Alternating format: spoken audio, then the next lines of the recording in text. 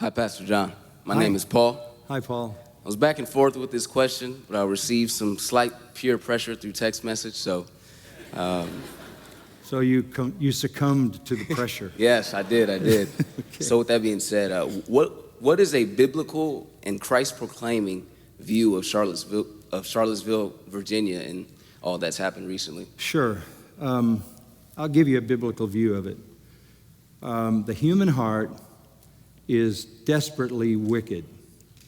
And the human heart is hostile toward God and self-centered and proud and selfish and angry.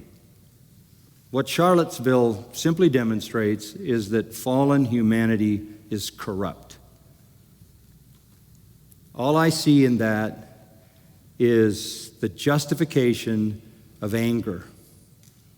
Look, that's not about slavery. That's not about something that happened 200 years ago. That's an opportunity for angry, hostile, self-willed, selfish people to explode and feel good about it. Because they can get away with it when there's enough of them, too many of them to stop. No one tolerates white supremacists. When I was down in Mississippi years ago, I was arrested by those kinds of people for preaching the gospel in black high schools, and I was put in jail, and they took all my money away. I know that. I was with the black leaders in Jackson, Mississippi, when Charles Evers, Medgar Evers' brother, Charles was the first black mayor in the South. His brother Medgar was the first martyr of the civil rights movement. He was killed. I was in the room when Martin Luther King was assassinated with those black leaders. And we went to Memphis, and I stood on the blood spots on that motel with those men. And I stood in the little bathroom on top of the toilet where James Earl Ray shot him out the window. Those men were my friends. That was my community. I couldn't buy groceries in that town when I got back. In Mendenhall, Mississippi, I couldn't eat in a restaurant. I've seen all that. That's not what's going on there in Charlottesville or any of these other demonstrations. This is the wretched, fallen human heart feeling like it can rise to any level that is not completely controlled. And let me tell you what gets you there. Number one, the human heart is evil. War is in the heart. Men will kill. That's how they function.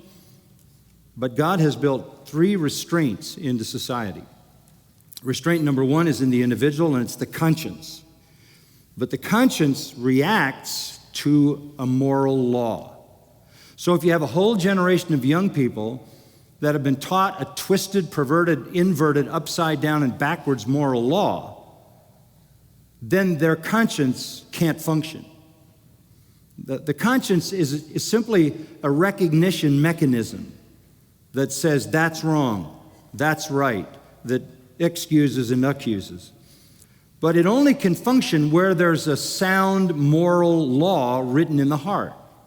So you have a whole generation of these people, this generation, who have had a totally perverted sense of what morality is. And the dominant part of this new morality is, I'm the most important person in the world. It's all about me. It's the selfie culture. So conscience is now crippled. Secondly, God put fathers and mothers in a family to bring a rod to discipline people in order to subdue their evil. If the family is destroyed and the family breaks down, then you have no control over those people. So conscience can't function because the moral law has been literally destroyed. Families don't function, so there's no discipline learned. There's no sense of what is right, what is acceptable behavior. And the only institution left that God ordained was the police. And the police were given a sword to subdue those who do evil. When you assault the police long enough that you diminish their authority and the sense of fear and the sense of reverence that a society has to have for those who police them, then all hell will break loose. Conscience isn't functioning, family's not functioning, and the police have been stripped of their powers in the social consciousness. You literally have unleashed the human heart at its worst level. This is not about race, and this is not about what happened in America in the past. No one can tolerate white supremacists. No one can tolerate the Ku Klux Klan. One of my dear friends, John Perkins, his brother was killed in front of him by the Ku Klux Klan in the street. No one can tolerate that. That is just one manifestation of the evil of the human heart.